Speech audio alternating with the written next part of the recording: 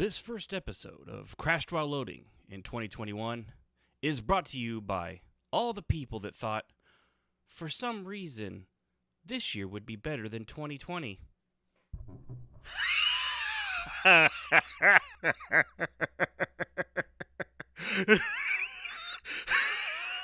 god, you're so stupid. It's gonna be so much worse. Oh my god.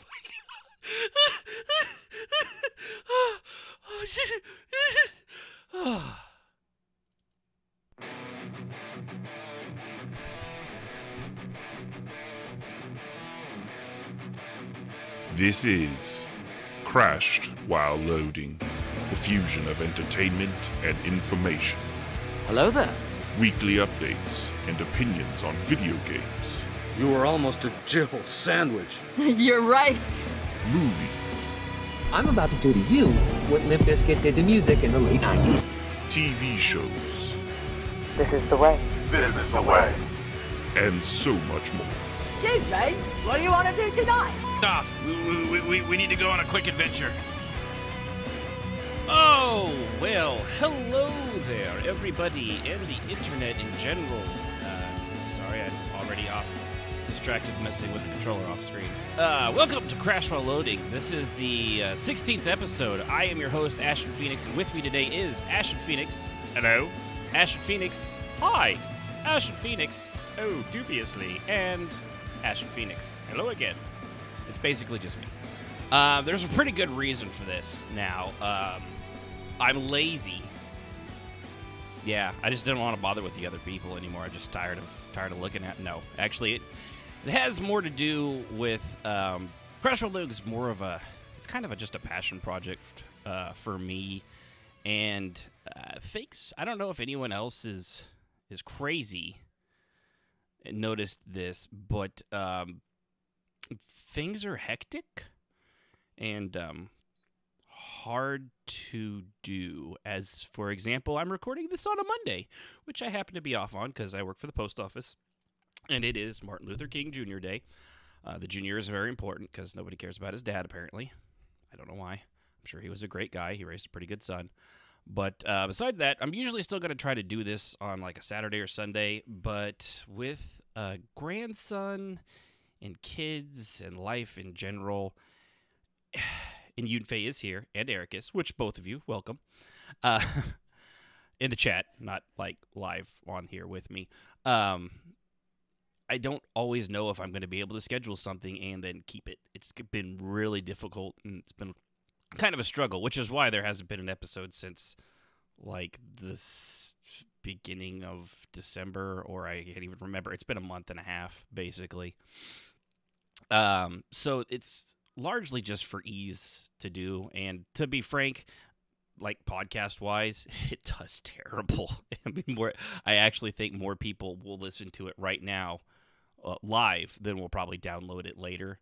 So, if you want to get it out there, feel free to let other people know that there's a thing out there. In fact, RPMMO Radio gets more downloads, and it hasn't done something since September, not last year, but 2019. It gets more downloads on a monthly basis than this does. So that had a lot to do with it. I just like to talk video games and stuff like that, and I kind of want to do it weekly. And to do it weekly and also get everybody together is kind of a pain in my butt. I'm sure a lot of people will be already tuning out because it's just one guy rambling into a microphone and looking at a camera occasionally when he remembers it's there and tries not to pick his nose live on the stream. What? Anyway. So, yeah. But no, just having everybody. I mean, Sib's still around, but she's busy too. She does a lot of working out. She ran, I don't know, like I think 45 miles yesterday for fun. That's what she does.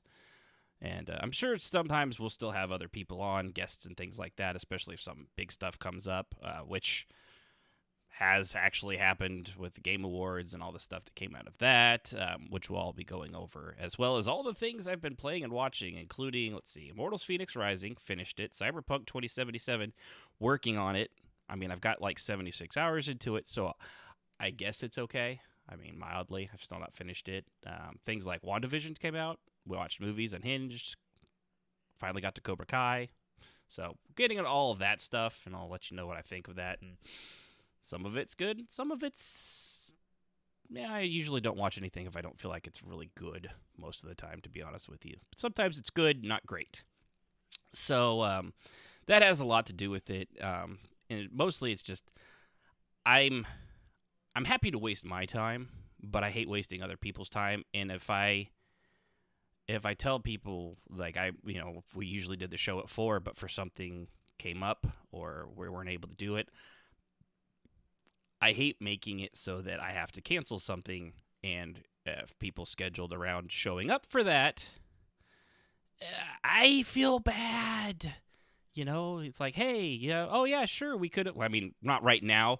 In a normal world a year ago, they could have been like, oh, well, we could have gone to the movies or been watching or playing something else. But no, we waited around because we had this scheduled at 4 o'clock with Ashen, and now he has to bail because his dog has a liver transplant operation that came up all of a sudden. As an example, it doesn't. Hold on, drinking. Yeah, didn't choke on that. That was good. It doesn't actually come up that often. I don't even know if Sib would want me saying this, but our dog Spanky, he does have a severe alcoholism problem. He drinks a lot, and frankly, we're worried about him. Sometimes he pees blood. We got him on the doggy liver transplant list. It's not looking good, though. He is still drinking, which is, of course, something they don't want you to be doing while you're on the doggy liver transplant list. So we're hopeful. We got him in line for one of those cloned sheep livers, which are both very useful in dogs and delicious in haggis. So we're keep you abreast of that. What was I talking about? Oh, yeah, you can expect a lot of this. I'm going to go on a lot of tangents because I have the mind of a 4-year-old and a hamster on a wheel that goes in both directions, but only the two. Distracted and not distracted. So, yeah, anyway, keeping it just to myself for now. I'll let you know when we're going to go live like I did today. Twitch.tv/CrashWhileLoading. Click on the little Discord button if you want the latest updates. Also, what do they say on the YouTube? So smash that subscribe button. I hate saying that, but it is useful because it lets you know what's going on. But anyway, so I'll typically won't record it on Mondays. It just happened this weekend, got away from me. Also, the intro that you heard wasn't done. Again, laziest guy in podcasting. So that was kind of a big hurdle because I didn't want to use the same intro because I like to do different intros every year. Why? Because I hate myself. That's why. That's pretty much all there is to it. Typically, though, it'll happen Saturday, Sunday, maybe even occasionally on a Friday if there's nothing going on. Then I'll upload it on Monday, which will be today. So as soon as I get done here, I'll upload this. And if you're listening to it on Tuesday, you're welcome. You had no idea what was going on. But yeah, so there you go. So just twitch.tv/CrashWhileLoading. Homepage, click the Discord. Everything will get there. As for the show itself, not a lot is going to change. I'm still going to try to keep it funny. I pretend to be funny. I like things. I have opinions. I watch a lot of movies. I mean, quote unquote, I watch a lot of movies. It is, 2021, and we watched Wonder Woman. And I didn't even put that in here as movies we watched. See, yeah, I need to start writing this crap down as I'm doing these things. So I'll have to add that to the list of crap I will forget to talk about because it's not written down here. Hold on, let me see here. Movies, Mayhem, Unhinged, WandaVision. Yep, okay. So yeah, I'm going to have to add Wonder Woman 84. I'll just have to go off the cuff on that one. So anyway. Yeah, that's going to be fun. It was a movie. It was... They tried. Anyway, so I got opinions. You'll get all that. You'll get some of the reviews on things. Like I've actually got a pretty good wrote out review for Immortals: Phoenix Rising. Oh, I'm pretty quiet. I'll probably have to fix that in post. Thank you, Yunfei. Let's see if maybe that helps if I get a little closer. Yeah, I haven't done this in a month and a half, so there's no telling what Windows update screwed up all of the settings, I'm sure, because I'm maxed out on, what's this called, Streamlabs. So, yeah, that figures. That helped. Oh, good. So it's just my mic discipline still sucks. That's good to know.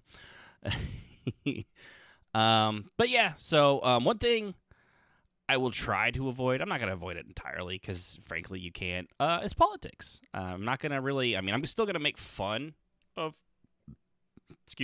burped in the mic, politicians. Joe Biden can't make a coherent sentence if he was on don'tmakeacoherentsentence.com. Trump, he's not going anywhere. I don't care how many times they ban him from something. He's still going to stick around. He's still going to be there. He's going to be the best at what he does, which is being very, very quiet on all of social media. He's the quietest. He's the best quietest. He's the most quietest. Believe me. And there's always stuff to make fun of him, especially when they dip into the realms of tech and things like that. But for the most part, I'm just tired of all of them. I'm tired of all of them. I'm tired. You know what I'm tired of? People. Stop being people. Just stop it. Just be better. Be like Ericus. Ericus is Canadian. They're not actually people, but they're good. They have a new Xbox controller called the Canadian Tuxedo, which I don't understand if this is a Canadian thing, that apparently jeans are considered tuxedo material in Canada. I will say it was a pretty friggin' cool looking controller. If you haven't seen that, Google Xbox Canadian Tuxedo controller. It's got little belt loops on the top part. It's got tiny little denim pockets on the control handles. I don't know, maybe our resident Canadian can inform me why it's called a Canadian tuxedo.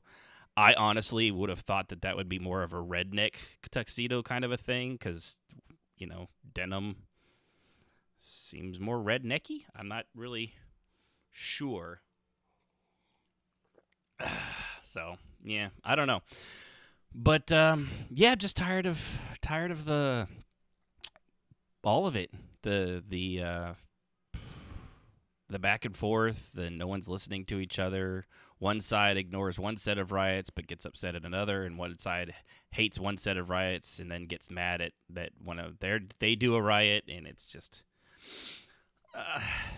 tiring. It's just exhausting. So I'm going to do my best to try to avoid that stuff outside of, obviously, that little spiel there. So getting into things, let's start with something fun. Dead Scotty. Right? That sounds like fun. Who doesn't love talking about Dead Scotty? I just thought this was, I thought it was actually really, really cool. James Doohan, who played Scotty on Star Trek. I cannot do it, Captain. I've gotten so far I can't reach the dilithium crystals anymore. Oh, we're all gonna explode. Kind of a thing. I don't know why he sounds like Shrek, but let's go with it. He was actually smuggled, his ashes, well, not all of him, because you don't smuggle a giant 300-pound man onto a space shuttle, but his ashes, much more compact. They smuggled him on to the International Space Station and pretty much scattered him out in space, kind of. I thought that was cool. It says here his family were very pleased that the ashes made it up there, but we're all disappointed we didn't get to talk about it publicly for so long. Now enough time has passed that we can, because they literally had to smuggle him on there, and they weren't supposed to. When they say smuggle, it was like, yeah, no, this is someone's, we'll just shove this under the freeze-dried ice cream. What is that? More freeze-dried ice cream. Yeah, this is back in 2008, so we're in 2020. This is 12 years ago. 12 years, and we're just now finding out about this. But they stuck him up there, scattered him, I guess blew him out an airlock, which seems a very Star Trek way to go, kind of. But I thought that was so cool. I love the I love the Star Treks. I haven't watched like the new seasons of Discovery. Wow, the newest season of Discovery. I think I watched the first two, but not after they just fucked off to the future or whatever was going on. Or Picard. Dang it, I gotta subscribe to another streaming service so I can watch both of those. Yeah, it does sound a little bit more like Fat Bastard, doesn't it? Wait a minute, you look like a baby. Get in my belly! That kind of thing, yeah. Which also fits Scotty because he got rather large toward the end. Yeah, but you don't want to speak ill of the dead, but he was fat. I can say that. As a fat man in training, I'm allowed to talk about my own. It's okay. Don't worry about it. Feel free. So that's cool. Moving on to... I'm going to try to do this in like reverse order of shit that happened a long time ago, like a month and a half ago, to more recently, because we've got the Game Awards that came out, and then we have all the way up until things like Lucasfilm Games. And no more EA exclusivity with Star Wars and other stuff, which is awesome. So let's go ahead and hit the Game Awards. I know this is old news, but maybe not everybody keeps up with it. To the surprise of, I think, a lot of people that actually hated The Last of Us Part 2, The Last of Us Part 2 pretty much took the cake. And I have to say, for Game of the Year, I mean, I'll take Last of Us Part 2, but if it was me, I honestly think I would have picked Ghost of Tsushima. I played both of them all the way through, but I did damn near everything in Ghost of Tsushima, which is for an open world game. I very rarely do. Like I'm playing Cyberpunk now. There's still a lot to do in that game, and I'm already at the. I went ahead and did the like after this you can't go back. It's a point of no return kind of a thing, and that's kind of where I stopped. And I think the reason I stopped on that so far is because I have that thing when you know something is coming to the end, and when you finish it, it will be over. But if you don't play it, it's not over yet. And it's still there, waiting for you. And I need to not do that, because then I'm going to forget what the hell I'm doing in it. So I'm probably going to finish that up this week. And then I'll probably do another playthrough. I'll probably make a female V and then play through after they get a couple updates. I think they got another big one in 6 or 7 days that's supposed to fix a lot of stuff. And yes, I'm playing on PC, because if I was playing on a console, I'd be looking at potatoes all day long, because that's awful. But we'll get to that. Game of the Year. Right. Focus. Focus, Ashen. Focus. Focus. Use some of that Cobra Kai stuff you've been learning. Oh, good. And Yunfei says if the new video card we ordered works, I'll be back playing it too. I hope it does work. I hope it's not a CyberPower PC thing, which I don't know if I ever told that story. I ordered a computer years ago from CyberPower PC, which is a garbage company, because they didn't put the little foam brick thing that like inflates and is supposed to secure all of the guts of your computer, like your graphics card and all that stuff and your hard drive. They did in Sibs, which is why when it came here, hers worked great. Mine, however, the graphics card was basically if you're looking on the camera, so graphics card sticks out of the motherboard at a 90-degree angle. This one was at a 45-degree angle and then twisted slightly. So yeah, that was why they're supposed to put that foam in there. And that was just the first. Then the motherboard was practically cracked in half because of that too. Not surprisingly, it didn't work. And I, being the calm, rational person I am, was perturbed. Slightly perturbed. Vaguely upset. Especially when they told me it was going to be 2 months before they could send me a new one, and I still had to send the old one back first, and then they would start the process of making me another one. So I told them to shove the computer and its components right up their ass, and I wanted a refund, and they didn't like that very much. And they said that would probably take a month. So I told them, fine, take your computer, shove it up your ass. It's already halfway twisted, so you can twist it a little further, make it nice and tight, so it's a good, clean fit.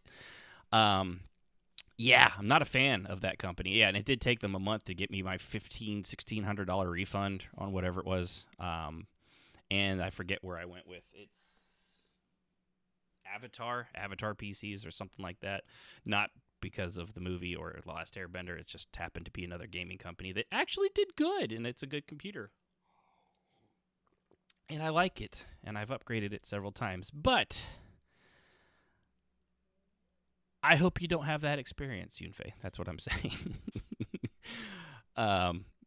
So yeah, the game of the year was Animal Crossing, Doom, Final Fantasy VII Remake, which honestly I don't think even deserved to be on there. I mean, it was a good game, but I don't know. And Hades would have been my one of my other choices. That'd have been a hard between Last of Us, Tsushima, and Hades. Oof. That was tough. Best game direction, Last of Us Part 2. Yeah, I mean, they made some bold decisions in that, so I can go that. Best narrative. Narrative-wise, the Naughty Dog's hard to beat, I gotta say. Even Ghost of Tsushima, the narrative was really, really good, but whether you agree with the decisions they made or not. Best direction, art direction, Ghost of Tsushima. See, and I actually would have given that one to Ghosts as well. I completely agree with that. The others were Final Fantasy Hades, Ori Will of the Wisps, which I played part of the first one. I don't do those Metroidvania games very well. I always think I'm gonna enjoy them.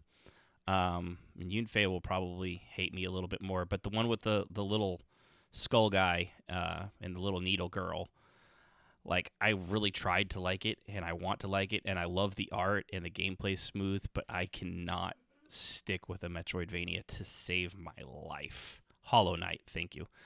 It just doesn't work. I don't know. I just get lost or distracted. I think the closest I ever got to finishing one of those recently was Bloodstained, and you'll notice I say the closest I got to finishing it. Not that I finished it. The closest I got. But it's just something in that genre. I've no matter how many times I tried Ori, I tried Hollow Knight, I tried Bloodstained. I just can't stick with them. I don't know why. It's just it's a personal flaw in me, because I know it's a good game. I know they look great. I don't know.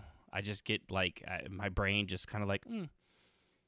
I think it's the back travel constantly. Like, I used to do that. I've played the old Metroid and the Castlevania games, and I did those except for Symphony of the Night, which I want to play, but again, it's Metroidvania. I probably won't finish it.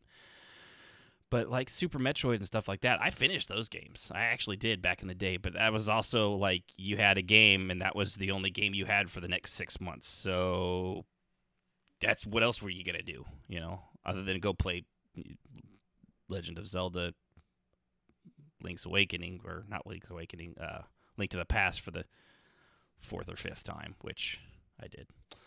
Best score, Final Fantasy VII Remake. I mean, it's not even really fair. It's Nobuo Uematsu versus anybody else.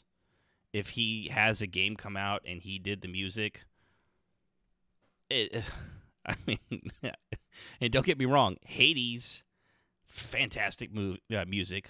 Love the soundtrack. Last of Us, love. I can't remember. I'm going to butcher his name. Gustavo Santaolalla. Santiola, and Mac Quayle, like Dan Quayle, but Mac. They're not Nobuo Uematsu. I mean, there's just, you can't compete with that guy. He's like John Williams level brilliance, and honestly, I'm going to put him above John Williams. I know that might be sacrilege, and I'm a Star Wars guy. He's just fantastic. There's nothing he hasn't created. We actually went 3 years ago today to the Final Fantasy concert up in Kansas City. Thank you, Facebook, for that reminder. And then we went and had ramen, which made me realize the ramen in the Tulsa area doesn't exist, because it was really, really good. It seemed appropriate to watch something made from a Japanese concert and go have ramen afterwards. Yeah, it worked. Best audio design, Last of Us. I mean, that's like getting into the nerd weeds here. This one I thought was interesting. Best performance, like vocal, like voice acting. They gave it to Laura Bailey, who played Abby in The Last of Us Part 2. Follow-up was Ashley Johnson, who played Ellie. The guy that played Jin Sakai in Ghost of Tsushima. The guy that played Logan Cunny as Hades. So they gave it to Hades, but not what's his face that you were actually playing in Hades. That's a little bit weird because I don't know. I thought the main guy was much better, and guy that played Miles Morales, which I can't comment on because I don't have a PS5, and I'm not going to play Spider-Man Miles Morales on a PS4 when it was obviously made for a PS5. I also don't have an Xbox Series X because I still can't get one. Yeah, love to.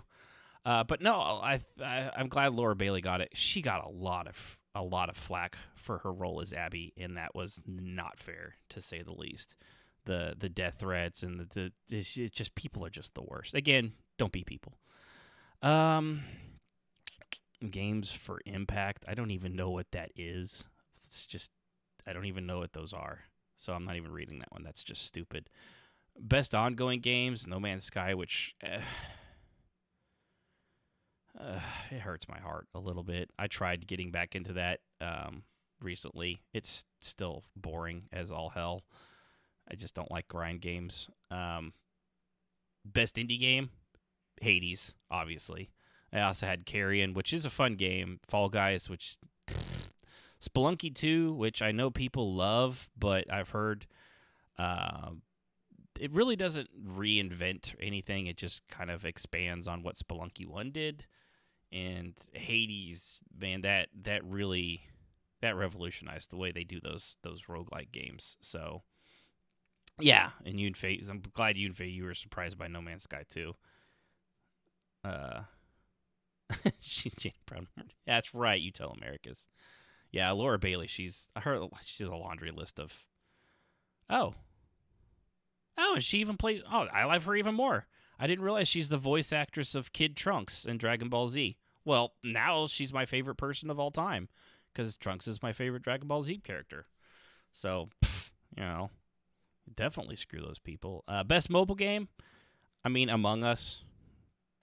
Duh. I mean, that's like, hey, what was the best Switch game of 2020?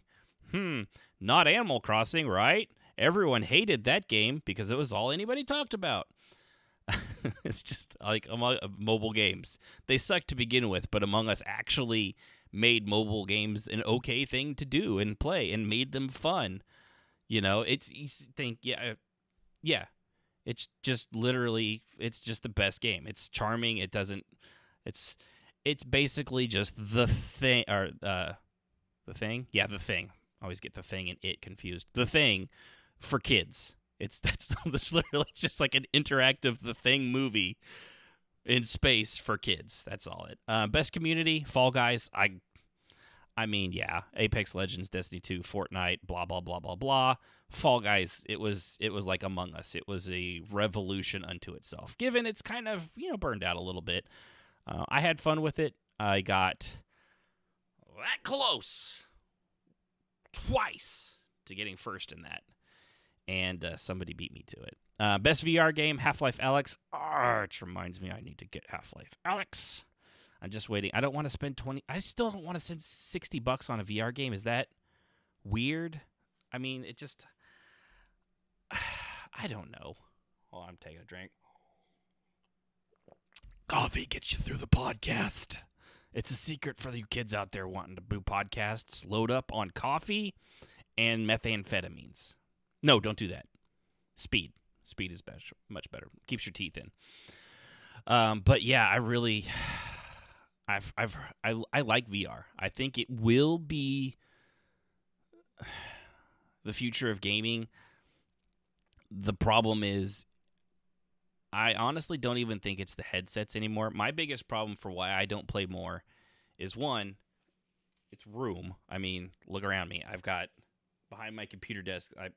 That's window right there, and I can touch it by just leaning over. Over here, Sib's desk. So, and over here, you don't want to know.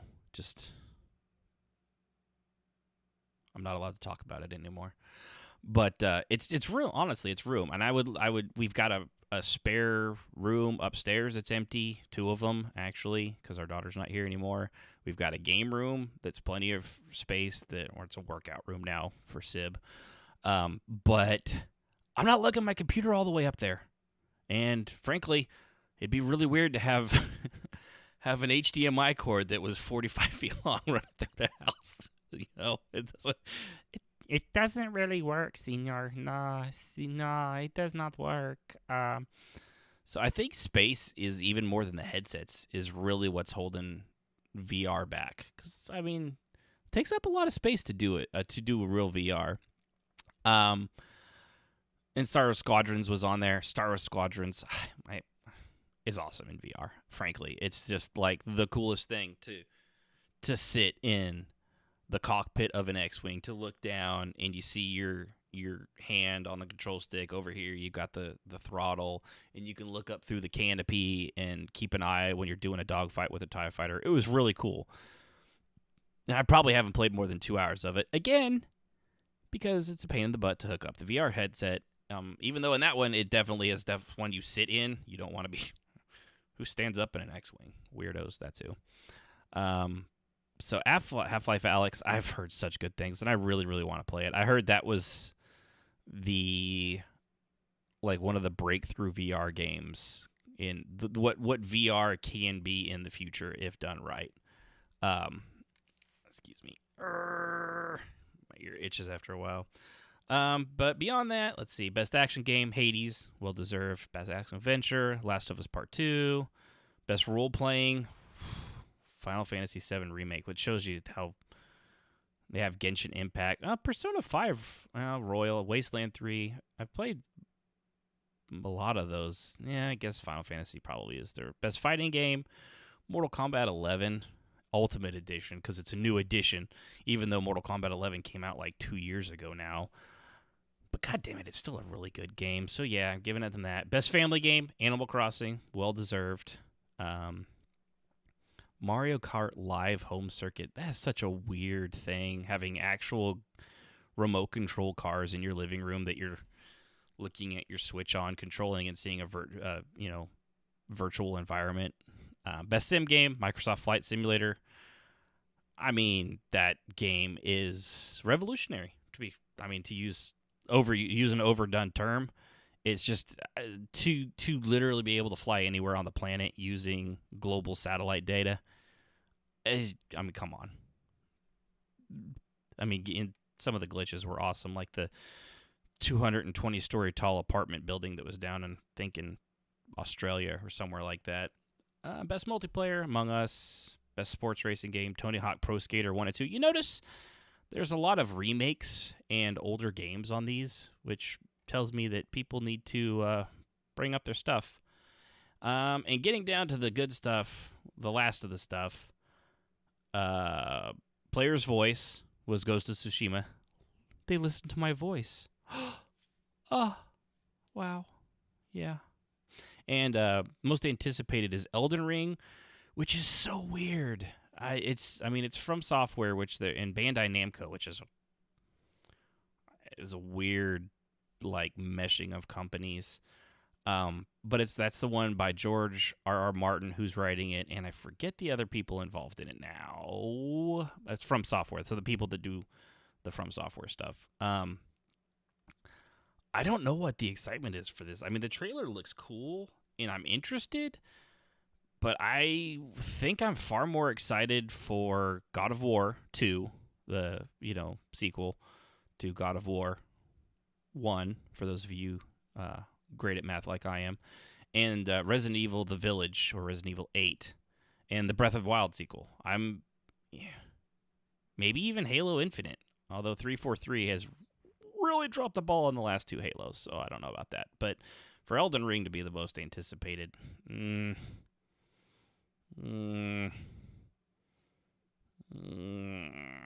Sure, why not? And then there's esports stuff, which I'm not getting into that because there's esports.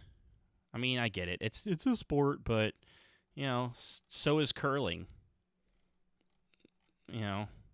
Whatever.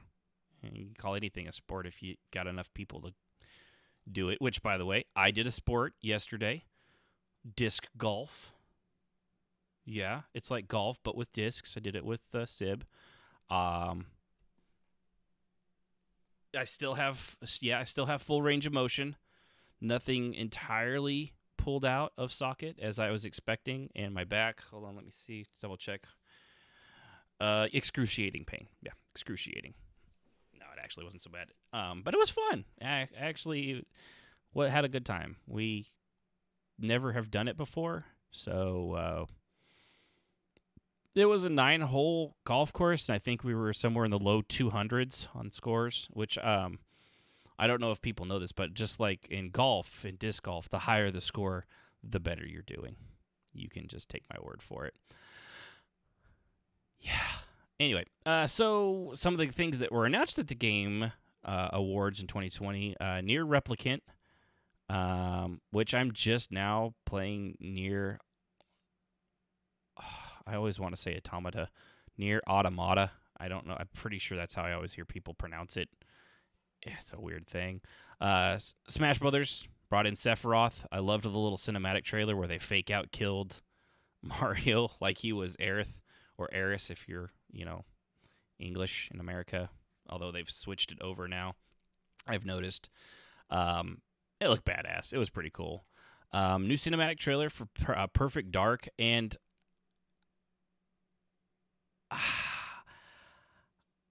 I tried playing Perfect Dark back when it came out, and I'm a huge GoldenEye kid. I mean, that was the real first person shooter kind of thing. I mean, yeah, we Doom and stuff like that, yeah, but that was pretty limited access on PCs and stuff.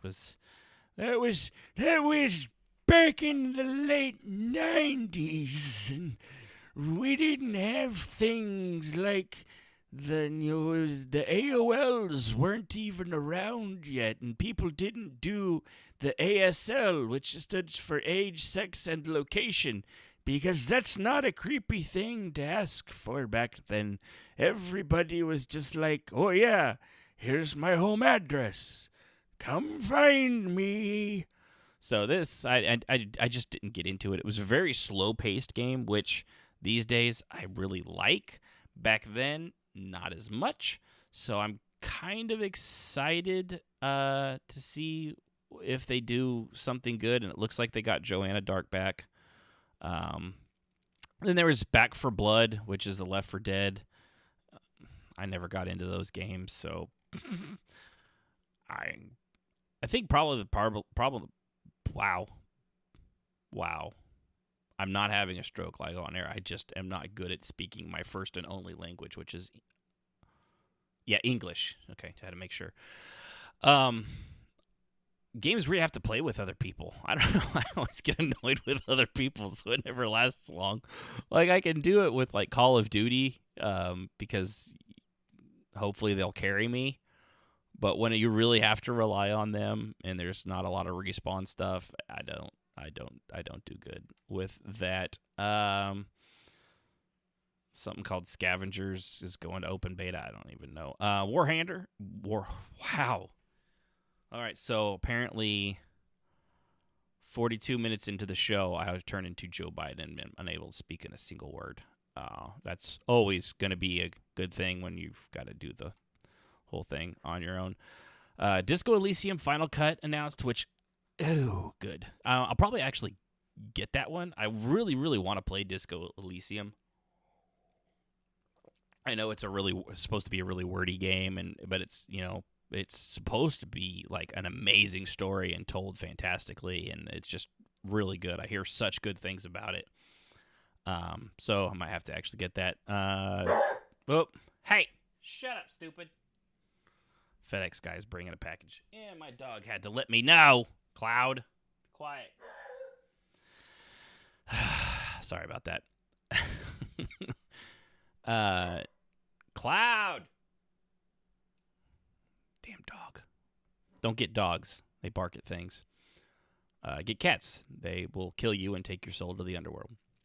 But Dragon Age 4, got a new look at that. That looks awesome. I mean, if you don't know what Dragon Age is, I can't really help you.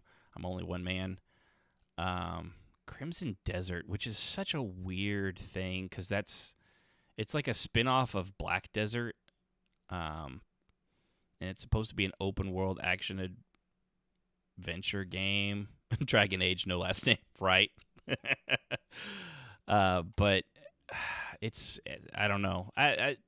Black Desert is a decent MMO, but it's not great, and it doesn't have a lot of end game. It's very grindy. It's an Asian MMO that transferred over here to the States. Overcooked gets the new chef, which is the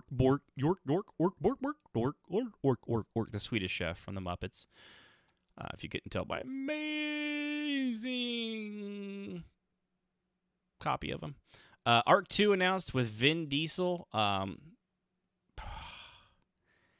Boy, that trailer was actually kind of laughably bad, to be honest with you. My daughter, apparently, though, her and her boyfriend play the living crap out of Arc. There's like a huge community of people that play these games that I'm unfamiliar with. But she was excited. So, why Vin Diesel? He's actually working on the game. Eric has asked why Vin Diesel. He's a huge gamer. He's a nerd. Don't get me wrong, I love Vin Diesel.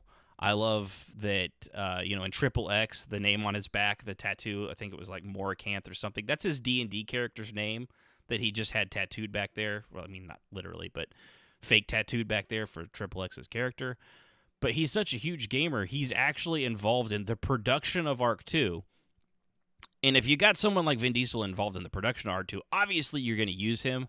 But the trailer was just not good. I mean, as these cinematic trailers go, usually they're the best things about a lot of these games. It was not. It was not. And honestly, speaking of Eric is saying get Riddick instead. Chronicles? Escape from Butcher's Bay. It was an old game now, these days. But Escape from Butcher Bay, which went on with Riddick and all that stuff, and Pitch Black, that was a great game. That one told a better, the video game was a better story than the Chronicles of Riddick sequels. It was really good. I don't know how well that would hold up these days. I think it got a remaster probably now 8 years back. I seem to recall.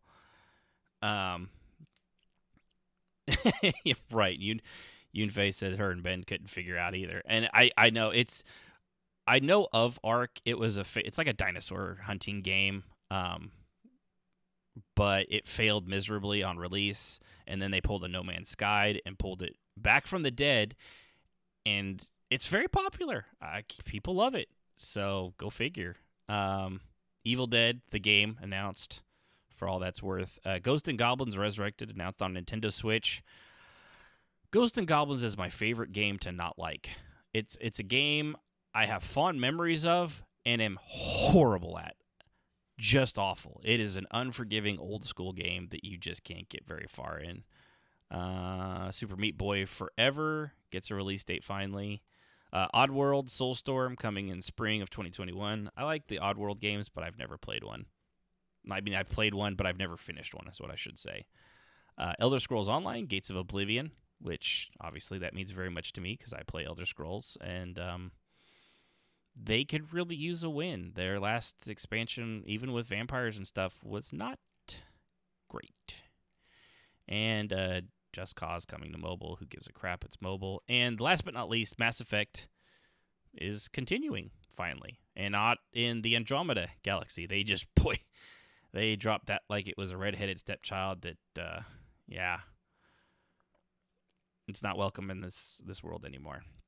Yeah, we're going to have to... It was given up for adoption. Nobody would do it, so they just kind of put it in a dumpster back behind the Denny's where nobody would find it because it's a Denny's. Nobody even eats the trash at a Denny's anymore. But it looked good. I mean, it's a teaser trailer, and it showed some familiar characters. Or at least I thought it was. I can't remember how to pronounce her name. Lyra. It's been so long.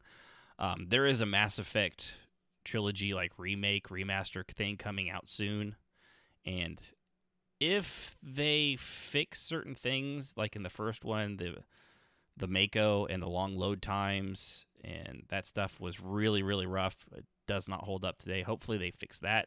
I'll probably play through all of Mass Effect again. I honestly will.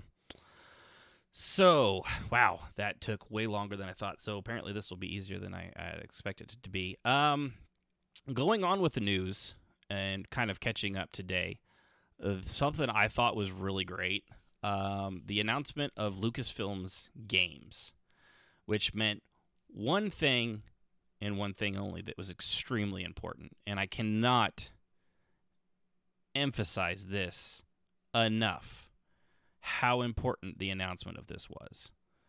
EA is no longer exclusively making Star Wars games. Just stop. Breathe it in. Breathe it in. The era, the decade is over. I know a lot of us were worried that they would re-up that contract.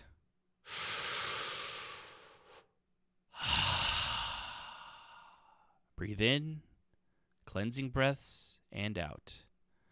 And for the proof of this, Bethesda's making an Indiana Jones game, which... Shit.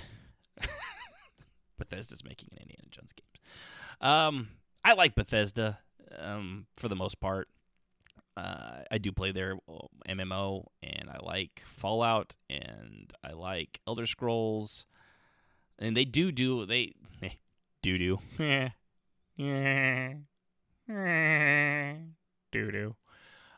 They do have a lot of really good studios and things like that, and they do a lot of great things. So actually, I think Indiana Jones will be in fine hands, as long as it's not by the same people that do Fallout 4 or Fallout 76 or the last expansion in Elder Scrolls Online. Other than that, it's in great hands.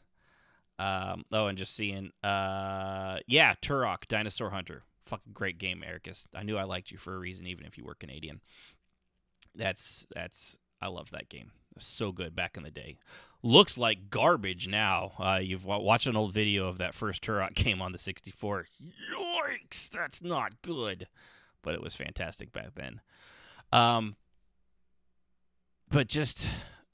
I just like the EA exclusivity because they've ignored it. Like Indiana Jones, they've had the rights apparently to all the Indiana Jones, the Grim Fandangos, all these things that Lucasfilm Games back in the day did, and they've just ignored it. And what they focused on was Star Wars, and they focused on that poorly. I mean, to the point where the globe as a whole was like, hey, I think loot boxes are gambling. And who brought that to us? EA with Battlefront 2. Not even Battlefront 1. No, they barely got away with that one. But Battlefront 2, no, worldwide. They screwed that up for everybody, which technically we should be thanking them because it's an awful practice and not a great way to do it. But still, so I just think this is the best news because with Lucasfilm Games, now they can do, I think what made Disney do this, and this is, I have nothing to back this up. Not like reading conspiracy theories online, but now I wonder if there are ones like this.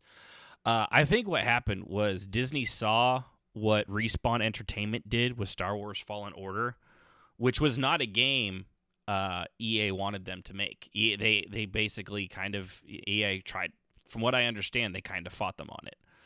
In fact, if I remember the story correctly, and if you're out there listening, all two of you, and that one kid in Idaho that will listen to it on the podcast later, by the way, thanks, Derek. I appreciate you listening. I'm just kidding. I have no idea if there's a kid named Derek in Idaho. I just assume there probably has to be at least one. He's a potato farmer. His long heritage of Irish ancestry coming back from the old world back in 1854 with his great-great-great-great-grandpappy, who survived the potato famine, but has now carried on the legacy of making amazing baked potatoes from the potato farm that they own.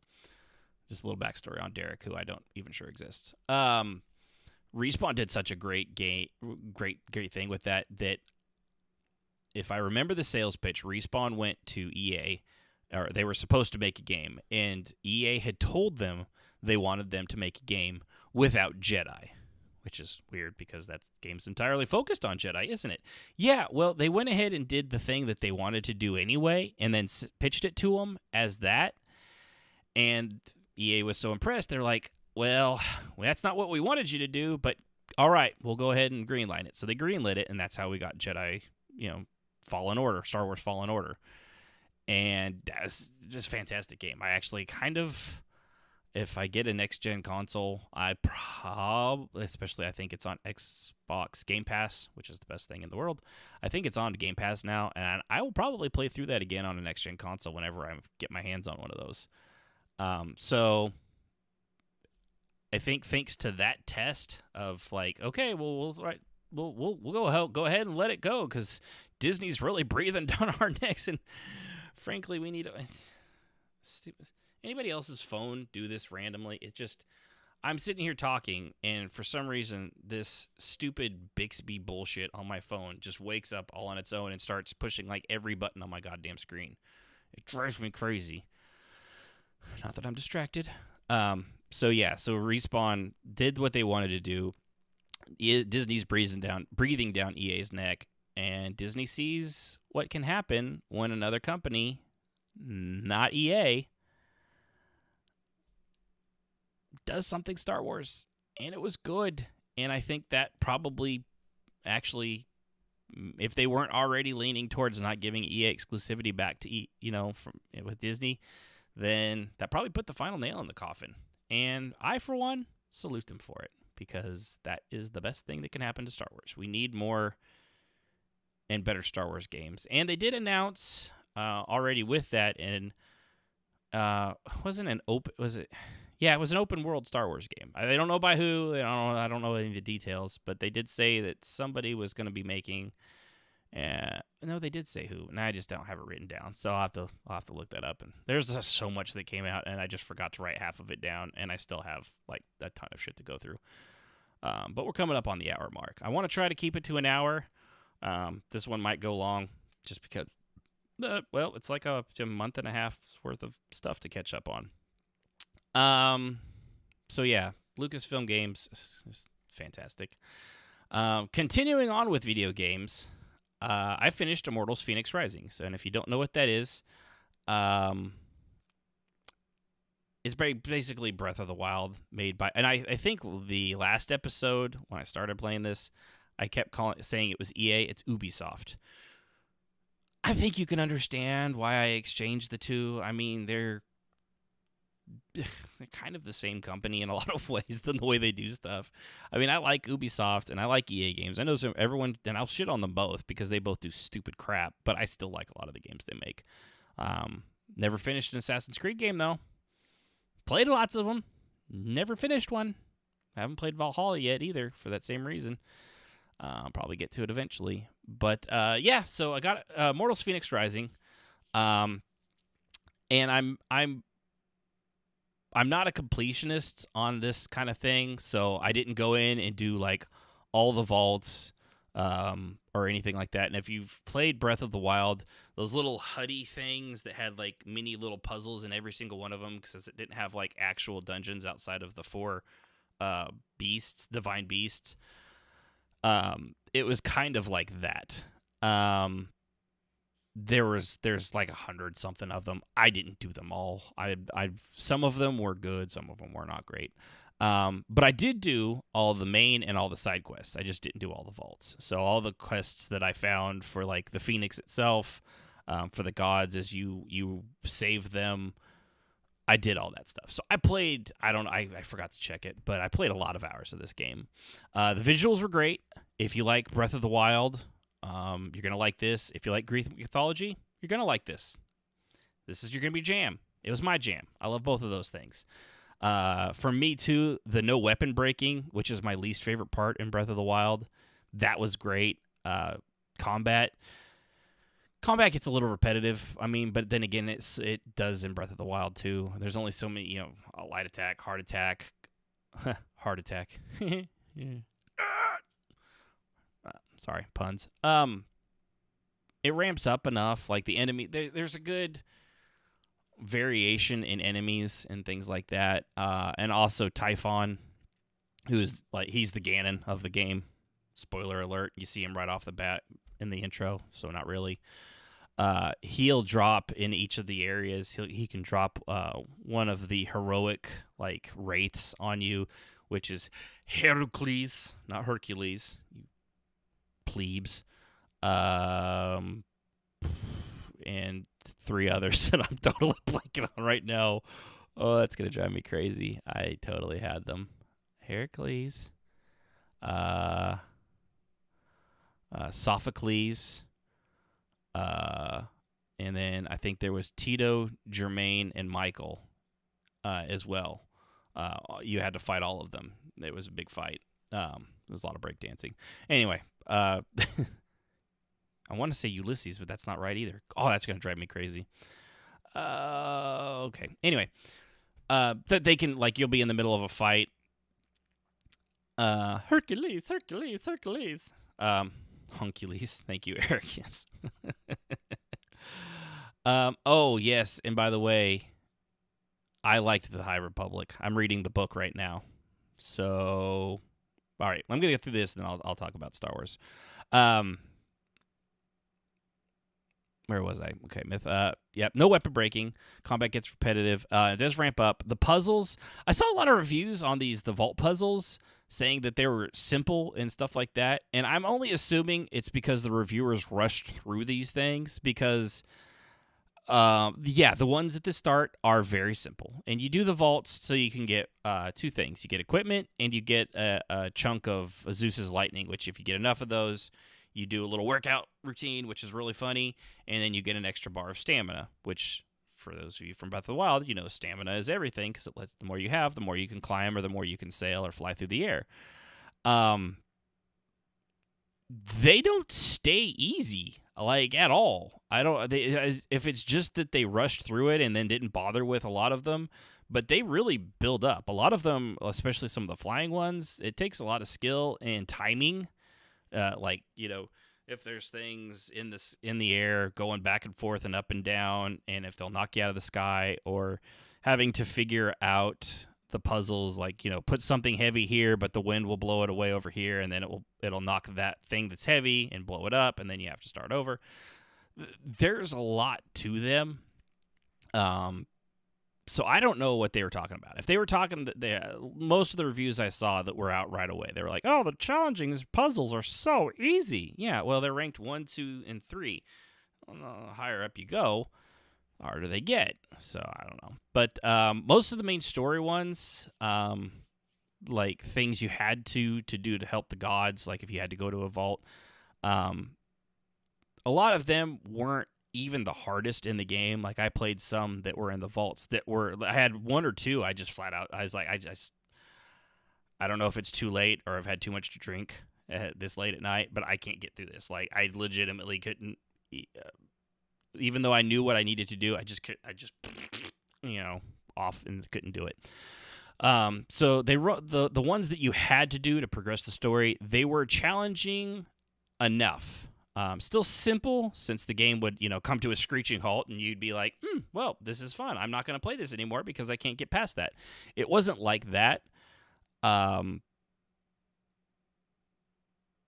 They were a fun challenge. Like, once you figure, you know, you could puzzle it out and you're like, oh, okay, that's great. Many of them, a lot of them did take me to task. Like, it legitimately took me some time to figure out some of the 2 and 3 star ones, or they weren't star, but 3 Typhon icons, whatever you want to call it. The other thing that I thought didn't quite work as well as Breath of the Wild. In Breath of the Wild, you know, you have the tower regions, and in this case, they're the statues of the 4 gods that Typhon has turned into various. He's sapped their power and dumbed them down. Without spoiling what they are, although I think the trailers do. In Breath of the Wild, the towers, when you look out, the world is made very, very well. And you can tell the design team knew what they were doing. I mean, it's Nintendo. Nintendo's known. I mean, there's a reason they announced Breath of the Wild 2, and it's now been 2 years which, by the way, let that sink in. We've known about that for about 2 years now, and we still have no release date. Pandemic, but still, there's a point. Disney's not gonna Nintendo's not gonna release that until it's ready. But you could see what you needed to see from the vantage point of the tower. In this one, it wasn't as well done. Like, the world itself was beautiful. The 4 regions, 5 if you count Olympus, and 6. It's pretty much just the 5. They look great, but when you're doing that zoom in thing so you could see what's in the distance, it would vibrate if there was something there, even if you couldn't see what it was. Like, there's no shining glint, there's no crack in the earth, which is what the vaults look like. It could see directly through the landmass and tell you that there was something on the other side of that giant hill in another zone you haven't even been to, and then you could click and mark it, and then the little icon would show up like way, way off in the distance beyond where you were even planning to go. You're like, oh, well, that's fucking 2,000 meters away. That's not in one land, that's 2 lands over. So it saw through the world terrain itself. It didn't really matter that you being high up helped, but it legitimately, I feel like you could have just done it anywhere that you were high up, and it made no difference at all. Which worked. I mean, it wasn't a big thing. That was probably my biggest gripe when it came to that. It was a little lazy, but it was also Ubisoft's first foray into this kind of thing. The story, though, fucking love the story, and the mythological facts. Sometimes I need to slow down and not talk so fast. Maybe if I pretend that this is NPR, it will go smoother, and also draw the time out longer. Let's see, I'll try this for a sentence. The story was fun, and the narration between Zeus and Prometheus was just on point. But I can see where some wouldn't like it. And those people, they're dumb. Yeah, I can't do that. I don't know how anyone listens to NPR. They talk so freaking slow and like they're in the middle of a library recording every goddamn episode of everything they do. So the Zeus and Prometheus were fantastic. I loved them. They were it was definitely not the Zeus from Hades or the Prometheus or any of the. It was nothing. None of the gods from Hades. It definitely was not. They were hysterically funny. The jokes were very often childish, or they were Shrek-like. Like, being an adult, you get it, but if you were playing this with your kid, they'd still think it was, haha, that's funny, but they wouldn't get it. Like when they did a whole thing on what Seafoam was and what it represented in the story of how, I think it was, was it Aphrodite? I think it was Aphrodite. How she was born out of sea foam and this, and that it doesn't actually represent sea foam. It wasn't sea foam, spoiler alert. But parents are giggling, rolling their eyes, especially Zeus, who acts like a giant child throughout most of this thing. I personally, I loved the little twists and turns of the story. There are actually, believe it or not, there are twists and turns in the story, and I thought I was legitimately surprised by some of them. I was like, oh, cool, I didn't see that coming. That's neat. Oh crap, what's that gonna do? There were a lot of revelations. There was actually character growth of the gods. Like, they had to kind of inspect themselves. Check yourself before you wreck yourself, kind of a thing. Especially Zeus, who, if you know anything about Greek mythology, Zeus is just a giant dick. I mean, he's just the worst people around. He's not a good guy. He's terrible. Just awful. And having to hear his kids talk about him the way they do and make fun of him, and Hephaestus is there, and Ares, Aphrodite, and I'm forgetting the other one. Is this Aphrodite? Oh, Athena. the way they all talk about Zeus and things like that. It was fantastic. It was a little sitcom-like at sometimes, but I dug it. I totally dug the whole thing.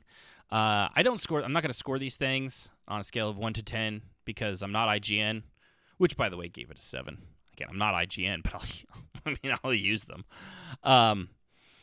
I thought this was... I loved it. I thought this was one of my favorite games last year. Was it Game of the Year? No, it was not Game of the Year, but I thoroughly enjoyed my time with it. It's just one of those games, if you watch the trailers and you're like, I think I might like that, you're going to like it. And if you watch the trailer and you thought, that looks horrible and I don't want to play anything to do that, probably go with that instinct as well. It really is. Best part about it still, no weapon breaking. That was awesome. So, moving on to Cyberpunk 2077.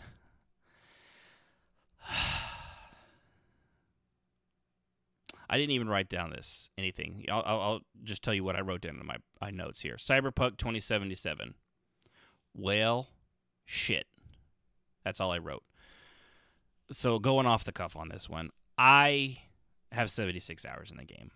I love it. It is a fantastic game. It's the stories, the characters in it, the world itself is a living, breathing... Night City is a living, breathing thing. Now, it's also a living, breathing thing that will have people standing in a T-pose, or if you jump up on a curb, they'll rush like you're shooting a rocket launcher out of them and dive for cover. So it's not a perfect world, but it is beautiful, and it does exist. Console-wise, man, there's no excuse for that. I hear it's really good on the PS5 and the Series X and I guess S, but I wouldn't know because I don't have either one of those. I have seen the video footage on the now quote-unquote last-gen consoles of the Xbox and PS4, and honestly, there's no excuse. They knew exactly what was going on. I think the lawsuits are stupid, and I think that's just going to be a giant waste of time, to be honest with you.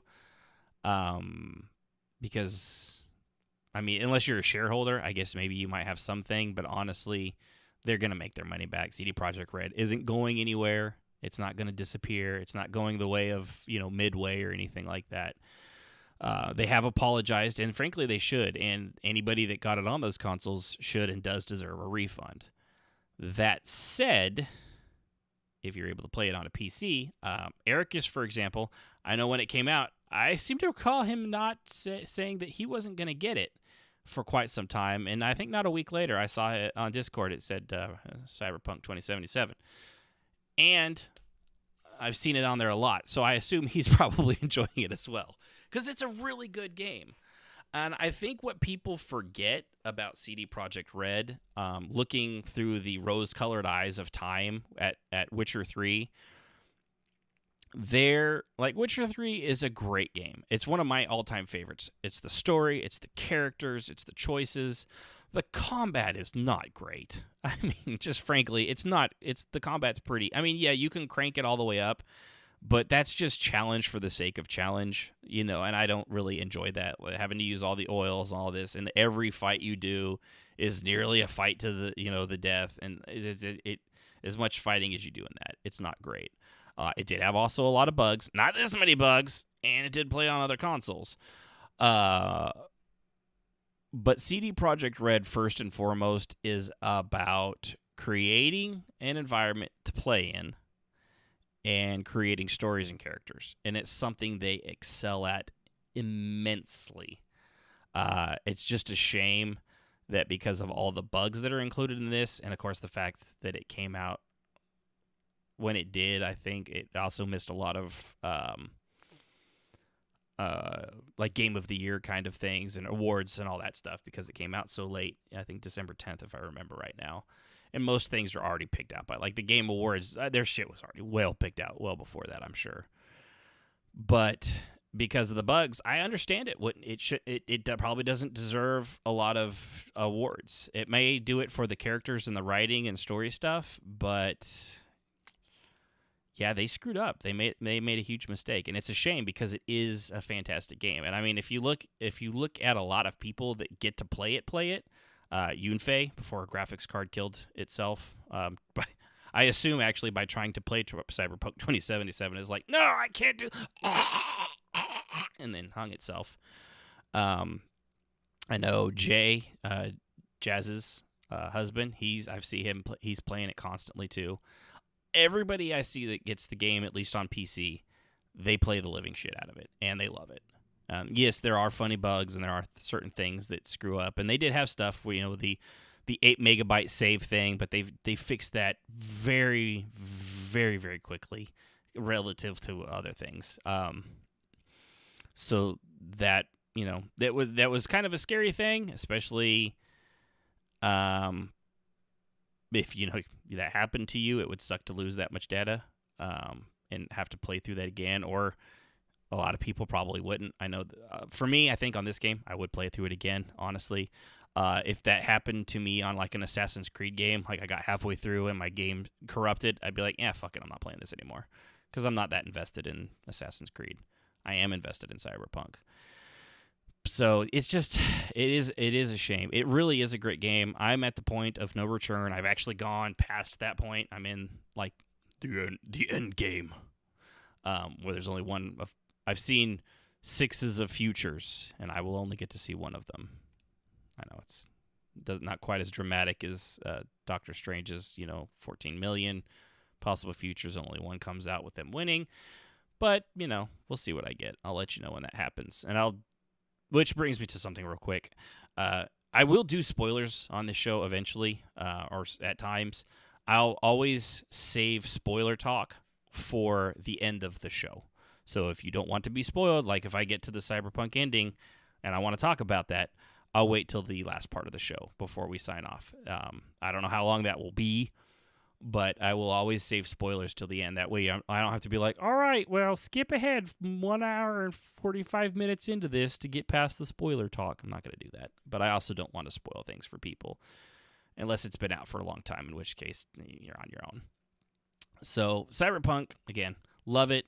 I'm looking forward to finishing it probably this week. I actually took tomorrow off because working at the post office the day after Martin Luther King Jr. Day is horrible. I don't know why. It's just, I think everything else is open except for banks and the government, and everybody's still sending mail and packages, and it is one of the worst days to deliver after a holiday. Honestly, I would rather work after Thanksgiving or Christmas, which you would think would be awful. Not so much. Not compared to Martin Luther King. So I'll probably play that tomorrow. Moving on from video games that I've played, sort of. Let's go with TV shows. Cobra Kai. Sib and I finally watched it. It's on Netflix. There's 3 seasons, 10 episodes a season, 30 minutes an episode. So roughly 15 hours worth of TV show. So we started it on a Friday, and we finished the whole thing by Sunday. Last weekend, over three days, we watched the entire thing. So we hated it, obviously. It was not good, and nobody should watch that show. No, I'm kidding. It was just nostalgic. I mean, everything you could have wanted. I didn't know I wanted a show like that. I love The Karate Kid. One of my first movie memories. This is going to date me so bad. I was little, though. I mean, like 5 or 6. So my grandma took me to see a double feature of Karate Kid Part 2. This is the part that's really going to get you. And Howard the Duck. Both of which I love. I actually love Howard the Duck. It's a horrible movie. I understand that now as an adult, but I loved it as a kid, and now I still love it as an adult. And it's awful. I get it. It's okay. I'm allowed to like horrible things. I mean, Clueless is another one of my favorite movies of all time, and there is no reason for a grown 41-year-old man to still love that movie, other than the fact that was when I grew up, and that's just one of those movies. So, Cobra Kai, anyway, it was just good. It was a good story. It was Great characters. I mean, if for the most part, if you see them in the movies, they're going to be there. The only downside is Mr. Miyagi. Pat passed away years ago, so he's clearly not in it, which is a shame because I think it would have been. I don't know. I don't know that it would have been as good as it is if he had still been around and been there, because a lot of the stuff comes from Daniel trying to live up to the expectations of Miyagi, even though he's like a successful car guy and all this, and you really feel for Johnny Lawrence, especially at the start. I mean, the first episode, his life is shit. He does not have it went exactly how you would think the quote unquote bully of the TV shows would go. And I also love that they took that whole internet thing that's been around for years. It's not a secret that LaRusso was actually the bully and Johnny was the one getting bullied because, he gets beat up by Miyagi. The things LaRusso does with, by egging him on at times, and given Johnny's not a good guy, he knows that.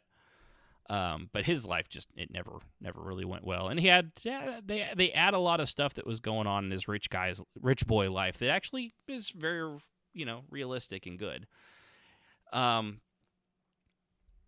But one of it's very TV show in that very quickly, if something is about to go right in this show, if something is going right, something is about to come up that's going to destroy that.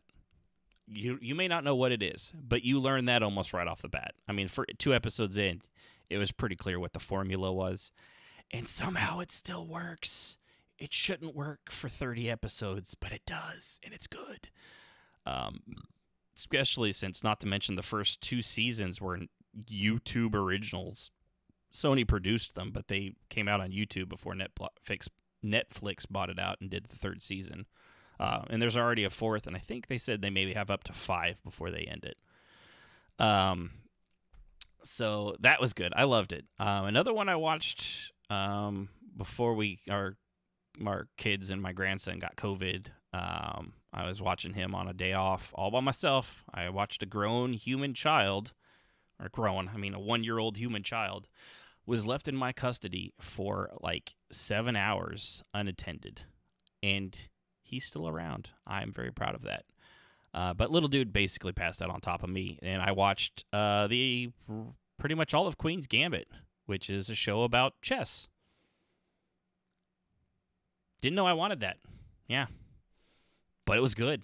I liked I didn't understand half of the chess shit they were talking about. They explain it, sort of, but I'm frankly not smart enough to play out games of chess in my head and hold where the pieces are and all that stuff like these really, really smart people do.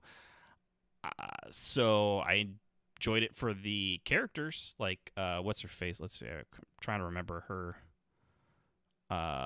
Beth Harmon, played by Anya Taylor-Joy, who has a very unique look, which I find funny because I think she's very pretty in a very odd alien way. And I actually think I read something where she doesn't think she's all that pretty, and she didn't think she'd get where she is because she's got a very unique look with her eyes. They're very alien, oversized anime eyes.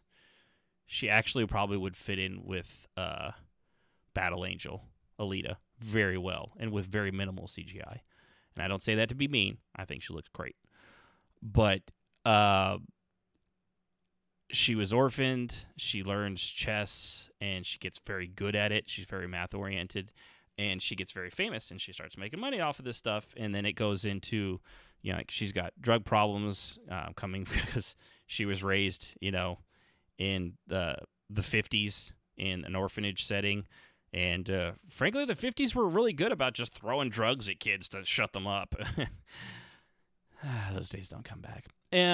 So yeah, it just went through her life. I thought it was the one of the coolest things in it too was most of it takes place in the 60s.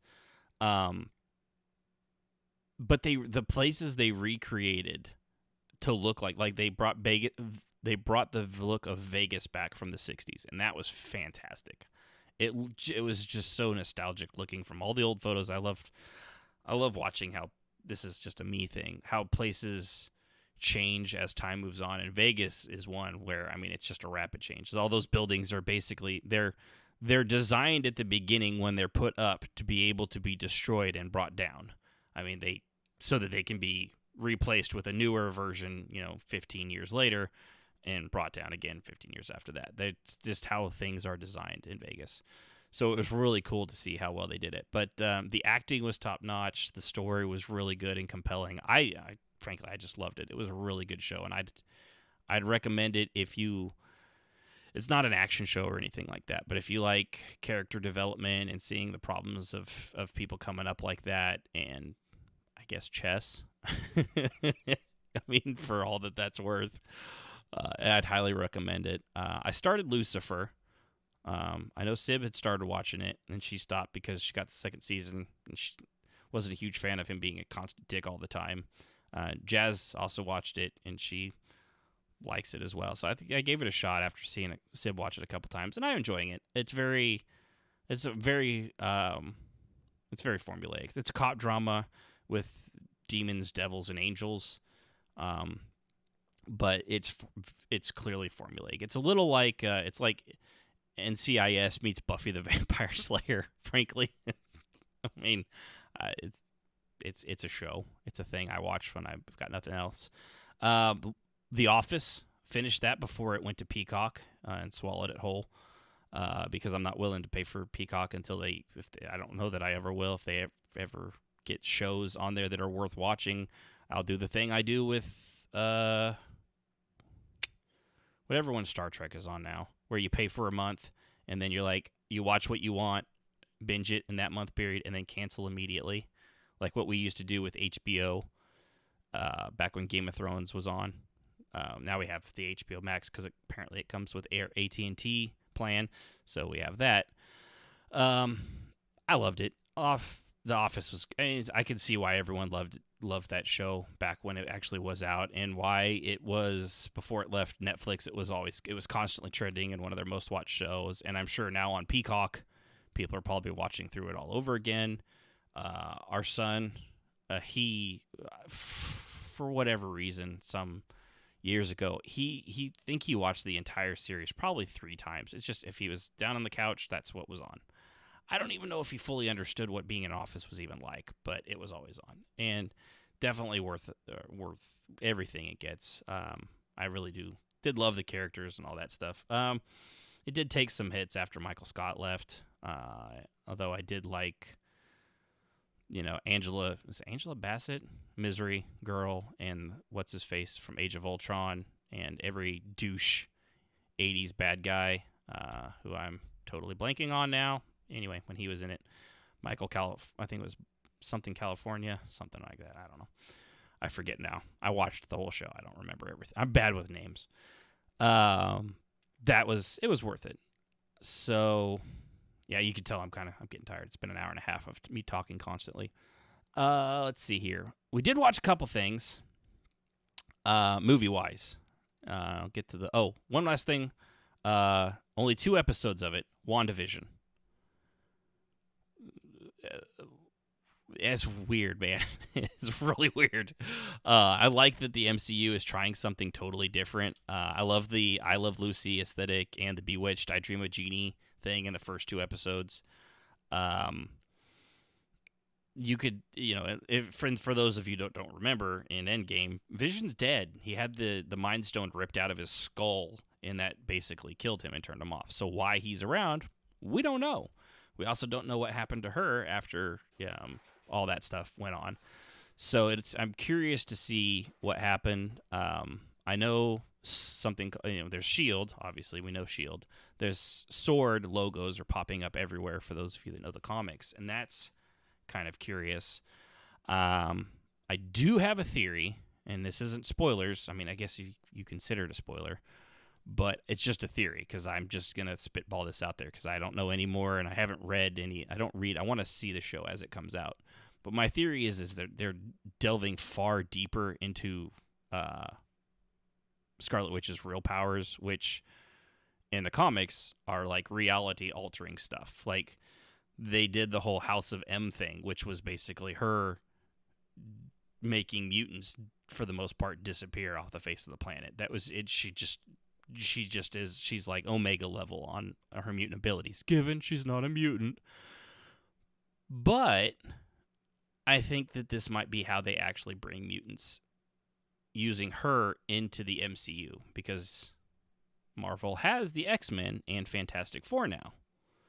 And so where the hell have they been this whole time? The Earth was in danger. Thanos was killed off half the planet, 5 years passed in that. So where the fuck were the X-Men and the Fantastic Four and all these other mutants and things like that? They couldn't have existed yet. So I'm wondering if they're going to use Wanda, Scarlet Witch, as a way of bringing the mutants into the MCU finally, because they're going to do it. They've said they're not going to get the X-Men back and be like, you know what? Let's just not do anything with that. That seems like a dumb idea because nobody wants to see the X-Men, especially after we fucked up the Phoenix Saga twice now, which I take as a personal affront to myself because that's my favorite character. So that's what I think is going to happen with this, is they're going to somehow use it to wedge the mutants back into it. I know the MCU tried to do it with in the Agents of S.H.I.E.L.D., I forget what they kept calling them. There's the Terrigen gas and things like that. The Celestials? Was it the Celestials? If you watch it, you know what I'm talking about. If you don't, you're not missing out on anything. But that was basically what they were given all the powers to in the Agents of S.H.I.E.L.D. show. And it was their version of mutants without being quote-unquote mutants because Fox wouldn't let them use that stuff. But now they can undo all that, but they've already started that road, so now they have to figure out a way to backtrack. We'll see what they do. It's only been 2 episodes. I'm excited to see what happens. We did watch some movies. We watched the one called Mayhem, which had Steven Yeun, and I know everybody knows who that is, obviously. I mean, you actually do. It's Glenn, the Asian guy from Walking Dead. He was in it. We saw it on Amazon and watched a trailer. It actually had 4.5 stars on the rating. It was good. It had him and Samara Weaving, which is the Margot Robbie lookalike. She's from Guns Akimbo, Ready or Not, and The Babysitter, all of which are also really good movies. Guns Akimbo has I want to say Heath Radcliffe, and that's not right. Harry Potter. Just go with Harry Potter. Radcliffe. Got guns bolted to his hands. Very high energy. Very, very kinetic. Very good movie. But basically in Mayhem, there's a virus that makes people go crazy. And they quarantine a building. It lowers their inhibition and their urges. So there's people having sex. There's people that just getting violent with coworkers because it's a law firm, and I'm sure they all want to kill each other anyway. So they have to quarantine the building while they pump in the antidote, which takes 8 hours. And apparently, due to some legal thing, if you do anything, kill anybody, or do anything violent like that in that time where you're infected, you're legally off the hook. So they actually play into that. And it pretty much plays out like a movie version of a video game where they have to hit the mini bosses to get card keys and get up to the final boss. It is exceptionally violent. It's crazy violent. There are times her and I were both like, oh, I had to look away when it happened and just wincing. But it was fun as hell. Again, that's Mayhem on Amazon. Highly recommend it. It was a lot of fun. Then we watched Unhinged with Russell Crowe, who, by the way, is not the Russell Crowe you remember. He's a bit of a fluffy guy now. He's on the fluffier side of Sears. It's, we thought it was a fat suit, actually. We really did. But no, he just got real big. Apparently, he's actually working on it. He's losing weight. And as a fat guy in training, I could say these things. But it was, if you don't know what Unhinged is, it's basically a road rage movie. Guy's having a real bad day. Starts off, he's already wanted for doing something at the very beginning credits. A lady in a rush with her kid, honks at him long and hard, doesn't apologize, and it just gets bad from there. It just turns into this giant road rage thing. It can be a little uncomfortable at times in a really visceral way. Like in Mayhem, it was extremely visceral and violent, but it was still so over the top that, it didn't have that impact. This was I mean, short of some of the stupid decisions they make at times, which if you made right decisions in a movie, obviously it wouldn't last very long. There were something. It was very unsettling how quickly things got out of hand. It was a lot of fun to watch. It can be a little predictable at some points, again, because they don't do the thing they do the stupid movie things like, what's the first thing you do? Well, definitely don't call the police. I mean, they do it eventually, but it takes them a little while. But it's best when it's at its visceral moments, and the car chases are definitely something to write home about. So, but yeah, I think that's going to do it for now, because frankly, it's been an hour and a half, and my voice is getting tired, and I don't know that I could keep going.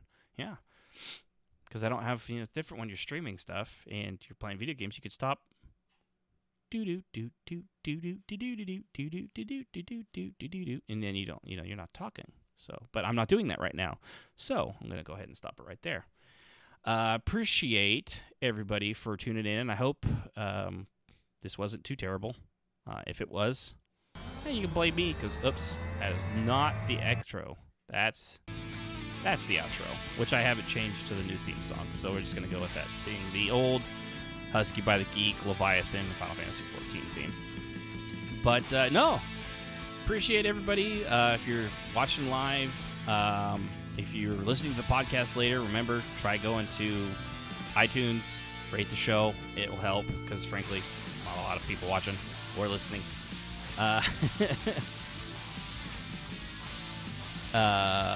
But so, all right, yep. But thanks for everybody. Remember, twitch.tv/crashwhilloading. Subscribe.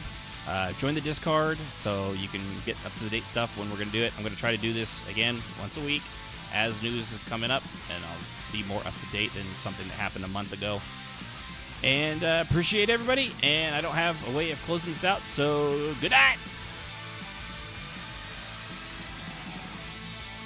Also, music, as always, is provided by Husky by the Geek. You can visit him at youtube.com/HuskyByTheGeek to hear all of his latest in video game rock covers and original music.